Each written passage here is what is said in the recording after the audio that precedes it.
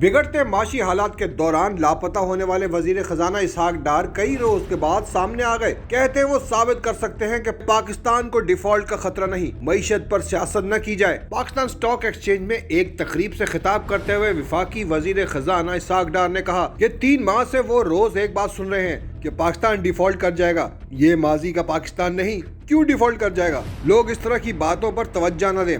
बदकिस्मती से जाती मफाद और सियासत के लिए मुल्क की मईशत पर गलत बात की जा रही है। माजी की गलतियां नहीं दोहरानी चाहिए, आगे जाने के लिए काम करना होगा। इत्तेहादी हुकूमत मुल्क की मईशत की बेहतरी के लिए कोशा है। पाकिस्तान का मुस्तकबिल ताबनाक है। हम इकदाम कर रहे हैं। हम पेरिस क्लब नहीं जाएंगे। पाकिस्तान के खिलाफ मनफी प्रोपेगेंडा रोकना होगा। सस्ती सियासत के लिए मुल्क को नुकसान पहुँचाया जा रहा है। वफाकी वजीर खजाना कहना था कि कारोबारी तबका माशी बेहतरी के लिए किरदार अदा करता है। मईशत पर सियासत न की जाए, मुल्क को भंवर से निकालने के लिए ताउन किया जाए। पाकिस्तान का डिफॉल्ट होने का कोई चांस नहीं। 2013 में पाकिस्तान को $1 भी नहीं दिया जा रहा था। इसहाक डार ने यह भी बताया कि इंटेलिजेंस एजेंसियां डॉलर की स्मगलिंग रोकने में अहम किरदार अदा कर रही हैं। सरहदी इलाकों में डॉलर की स्मगलिंग हर सूरत रोकना होगी। इसहाक डार ने सारा मलबा इमरान खान की हुकूमत पर डालते हुए कहा, पीटीआई दौरे हुकूमत में SECP पर तवज्जो नहीं दी गई। हमें कॉर्पोरेट सेक्टर की तरफ तवज्जो देने की जरूरत है। मुल्क की मईशत की बेहतरी में स्टॉक मार्केट का कलीदी किरदार है। वजीर खजाना ने यह भी कहा